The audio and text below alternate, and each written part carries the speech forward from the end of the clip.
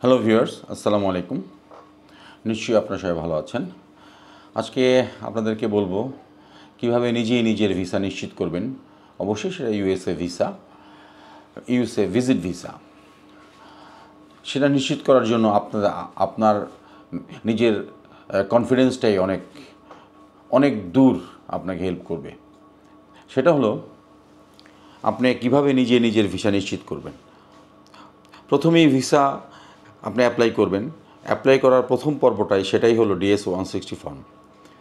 DS-160 form আপনি fill up করবেন সঠিক, নির্ভুল এবং সত্য, মিথ্যার কোনো আশ্রয় নেবেন না। এইভাবে আপনারা আপনাদের DS-160 ফর্মটা ফিল আপ করবেন। অবশ্যই এক্ষেত্রে খেয়াল রাখবেন কোনোভাবেই মিথ্যার আশ্রয় নেওয়া যাবে না। এটা আপনাদের কাছে আমার স্পেশাল রিকোয়েস্ট। কারণ ইউএস অ্যাম্বাসির কাছে মিথ্যা বলে আপনি কোনো রকম বেনিফিট পাবেন না, বরঞ্চ আপনার লস ছাড়া কোনোভাবে লাভ হবে না। এরপর আপনি ভিসা অ্যাপ্লাই করবেন DS-160 ফর্মের মাধ্যমে, তারপর টাকা জমা দেবেন, এরপর ডেট নেবেন। সেটা আপনি যেদিনই পান না কেন ডেটটা, আপনি সেই ডেটটা নেবেন। এটা হলো আপনার প্রাথমিক পর্যায়। এখন ভিজিট ভিসার জন্য যখন আপনি অ্যাপ্লাই করবেন, তখন আপনাকে কতগুলো ক্রাইটেরিয়া আপনাকে অবশ্যই মানতে হবে।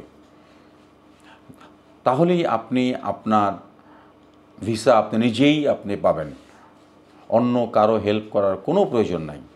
DS-160 ফর্মটা ফিল আপ করবেন এবং নিজে ওইটা আপনার মেমোরিতে ক্যাচ করে রাখবেন সব সময়, যাতে আপনি কি ইনপুট দিলেন আপনার DS-160 ফর্মে। ওকে, ফাইন। এরপর হলো আপনি যে ভিজিটর সেটা প্রমাণ করার জন্য আপনাকে একজন ভিজিটর হিসাবে তাদের কাছে প্রুভ করতে হবে। সেজন্য আপনাকে কি করতে হবে? আপনাকে বিভিন্ন দেশ ভ্রমণ করতে হবে। বিভিন্ন দেশ ভ্রমণ করবেন আপনারা কিভাবে?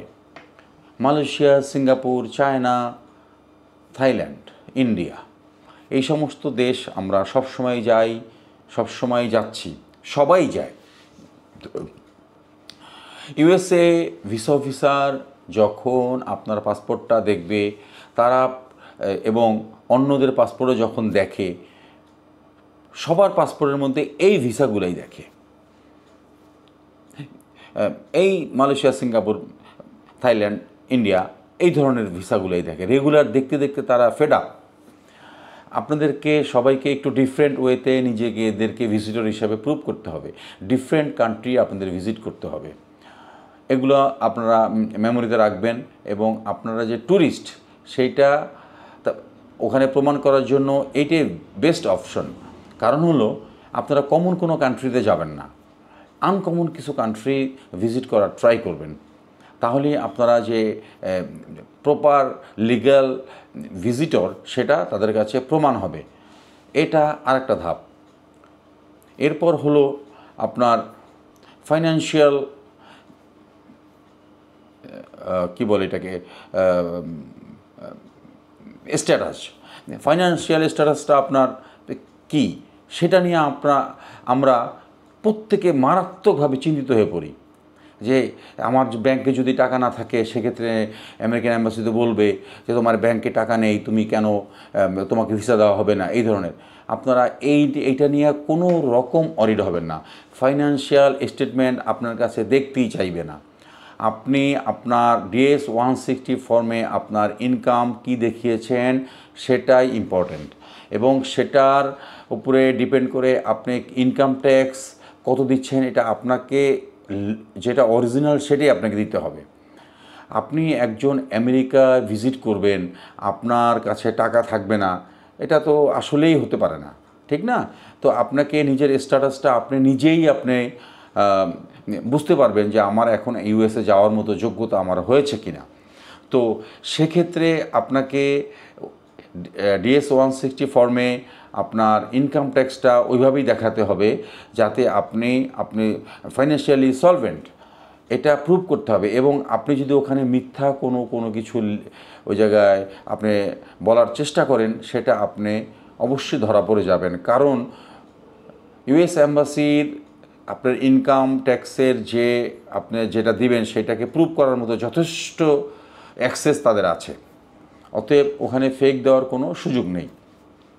এরপর হলো আপনার ফ্যামিলি স্ট্যাটাস। আপনার ফ্যামিলি স্ট্যাটাস আপনি আপনার কোনো রকম গোপন, আপনি যদি বিবাহিত হন সেটা আপনাকে বলতে হবে। আপনাকে আপনার যদি বাচ্চা কাচ্চা থাকে সম্পূর্ণ ডিটেলসটা তাদেরকে বলবেন, আপনার বাবা মার ডিটেলসটা দিতে হবে। এই জায়গায় কোনো রকম ফেক করা যাবে না। এবং সবচেয়ে ইম্পর্ট্যান্ট, আমরা বাবা মার জন্মদিনটা, বাবা মার ডেট অফ বার্থ, এটা অবশ্যই আপনারা কি বলে ওই আইডি কার্ড অনুযায়ী দিবেন। আনুমানিক কোনো বয়স দেওয়ার চেষ্টা করবেন না, তাহলে আপনারা ভিসা থেকে বঞ্চিত হবেন। এগুলো কিন্তু খুব ছোট ছোট জিনিস খুব বড় ঝামেলার সৃষ্টি করে, যে কারণে আমরা ভিসা রিজেক্ট হই। এরপর হলো আপনার প্রফেশন। আপনার প্রফেশনটা, আপনি যদি বিজনেস করেন বিজনেসই দেখাবেন, আপনি যদি জব করেন জবই দেখাবেন। সেক্ষেত্রে কোনো রকম ডুয়েল কোনো কিছু দেওয়ার কোনো ট্রাই করবেন না বা দেবেন না। একটা মানুষ ব্যবসার পাশাপাশি চাকরি করতে পারে না, এইটা আমাদের দেশে হয়তো অনেকেই করে, কিন্তু এটা আসলে কোনো জাস্টিফিকেশন নাই। লাইক আপনি জবও করবেন চাকরিও করবেন, এটা হতে পারে না আসলে। এটা অনেকে করে, বাট এটা আপনি যদিও করে থাকেন এটা আপনি একটাই দেখাবেন আপনি। তারপর হলো আপনার ড্রেস কোড। ড্রেস কোডটা আপনি অবশ্যই মেনটেন করে যাবেন, ওয়েদার অনুযায়ী অবশ্যই আপনি ড্রেস কোডটা মেনটেন করবেন, এবং যেটা আপনি কমফোর্টেবল ফিল করেন সেটাই আপনি পরবেন, যেটা যাতে আপনি কমফোর্ট ফিল করেন। এইভাবেই আপনি ড্রেস কোডটা মেনটেন করবেন। এবং আপনি যখন ভিসা ইন্টারভিউ দিতে যাবেন অবশ্যই নিজেকে নিজের কনফিডেন্সটা অনেক হাই রাখবেন, তাহলে আপনাকে ভিসা অফিসার আপনাকে কোনো রকম মিসগাইড করতে পারবে না। ভিসা অফিসার চাইবেই আপনাকে ভিসা না দেওয়ার জন্য। ওই আপনি যখন কনফিডেন্সটা আপনার ভালো থাকবে সেক্ষেত্রে ভিসা অফিসার আপনাকে মিসগাইড করতে পারবে না। আর ইউএস এম্বাসি আপনাকে ভিসা দেবে না বা ইউএস এম্বাসি ভিসা কাউকে দেবে না, এই ধরনের কোনো কথা যারা বলে তারা আসলে সঠিক বলে না। কারণ হলো ইউএস এম্বাসি ভিসা দেওয়ার জন্য বসেই আছে, ভিসা দেবে না এটা হয় না। কিন্তু কিছু পরিস্থিতিতে, যেমন বর্তমান পরিস্থিতিতে ডোনাল্ড ট্রাম্প আসার পরে একটু ভিসার জটিলতা হয়েছে, কিন্তু বর্তমানে ভালোই ভিসা হচ্ছে। তো আপনাদের অরিড হওয়ার কোনো কারণ নেই। আপনারা এইভাবে নিজেকে প্রস্তুত করে আপনার ভিসার জন্য অ্যাপ্লাই করবেন এবং ভিসা ইন্টারভিউ দিবেন।